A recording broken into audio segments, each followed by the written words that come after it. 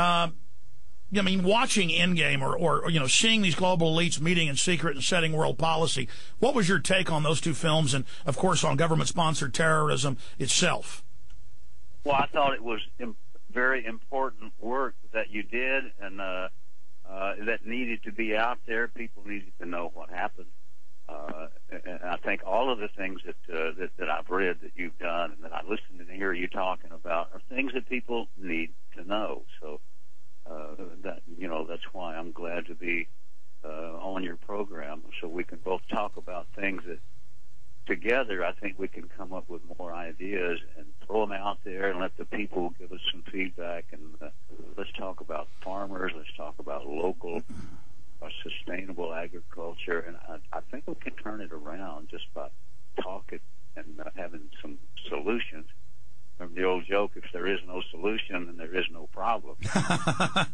Well, we're going to break here in a moment and come back with two final little segments for 10 minutes with Willie Nelson, but I'm going to talk to Willie about why he took the plunge for 9/11 Truth, particularly here on this radio show back, I guess, in January. How time flies, 10 months ago. You know, why he doesn't call it courage. He just calls, you know, it telling the truth and you know, just going with it. But that did send shockwaves around the world. And since then, we saw Jesse Ventura go public. We've seen an Italian president go public. We've seen Best Actress this year go public for 9/11 Truth. And the fact that that's exponentially building, and why he thinks 9/11 Truth is important. Willie Nelson is our guest, willienelson.com. Willie Nelson is our guest. Bottom line, Willie, I've talked to a lot of people that have known you for decades here in Austin, people that have worked with you, you know, asking what makes Willie Nelson tick.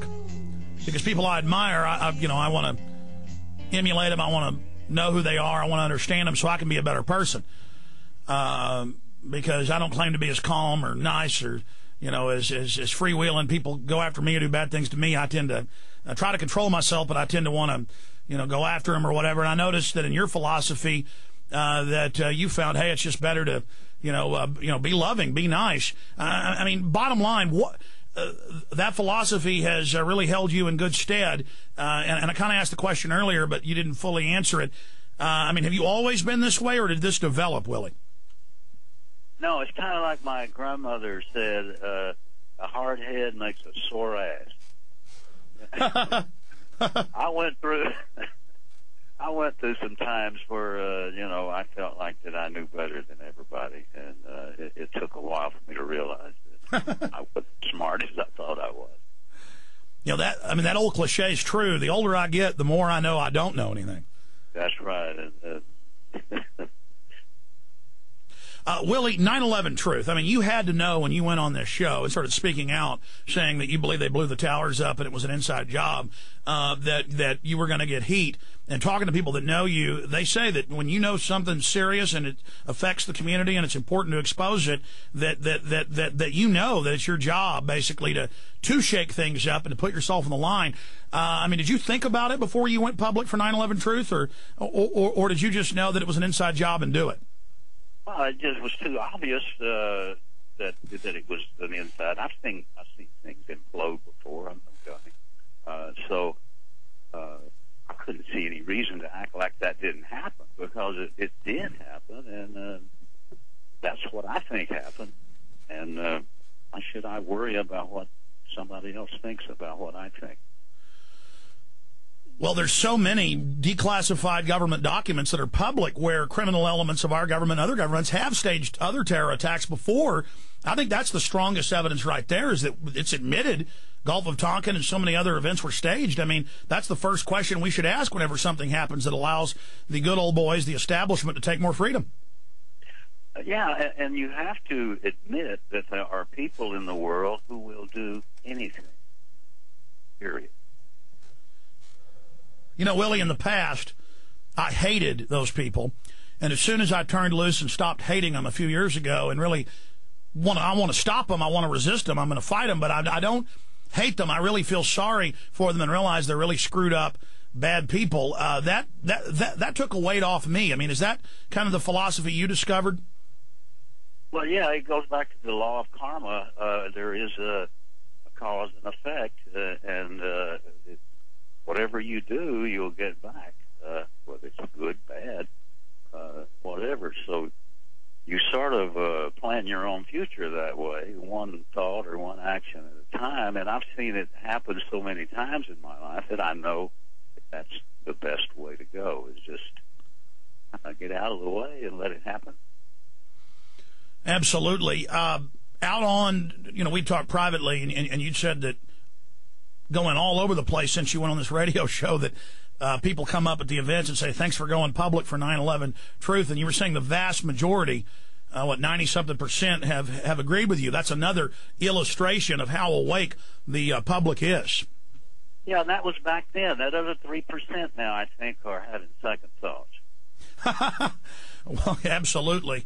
That's another untold story. The media doesn't want to touch that there's polls years ago of 84% believing they're being lied to about 9/11 Truth. It's just Willie Nelson had the courage to stand up and say the emperor has no clothes. And to that, we owe him quite a debt, because people that are icons get more heat for their statements than just average Joe Schmo. And so that's why we thank you, Willie Nelson, for your tremendous courage. We appreciate his courage in going public for 9/11 Truth and taking that risk as he's taken so many others. And you were trying to say something as we went to break, Willie. Oh, I probably wasn't important. Oh, I think that's another secret, Willie. You don't take yourself too seriously, but you are a pretty serious person when it comes down to the bottom line. And in closing, we were talking during the break about a solution. What if my millions of listeners, who aren't just millions of listeners, but the best, most active people out there, guest after guest, have said that? What if we sicked them in a good way on a solution to contact Congress, the media, and say, look, don't give the trillions of dollars to the private offshore banks who've cut off liquidity, not just $1 billion. What if we said take $100 billion of that with the plan that Willie Nelson and experts he's worked with have devised, and gave that to the farmers to try to resuscitate them? Willie, talk about that solution. Talk about your Peace Institute and how people can get involved. Well, first of all, I was asking for $1 billion, but I think $100 billion is better. I like your math better than mine, and I guarantee you it's needed, and it would go to the right cause. As far as Peace Research Institute, that's a website that I set up a little while back with a couple of great folks who take care of it for me, and I wrote a song called Peaceful Solution, and sort of gave it to everybody to write their own versions of it. And there's been, I guess, maybe 200 different versions of that song recorded and videoed now. So there are a whole lot of people who realize that there will be peace on earth. That's been the promise, and I think anybody who believes in anything positive has to think that way. It goes, what? A peaceful solution, a peace revolution. Let's take America back. Is that right, or am I butchering that? There is the peaceful solution, all the peace revolution. Let's take back America. There you go. And it's a dream, so believe it. Get ready to receive it. Take back. Willie, I didn't know you were going to. I didn't know you were going to sing the song. Start over. Start over for us. Go ahead. Please.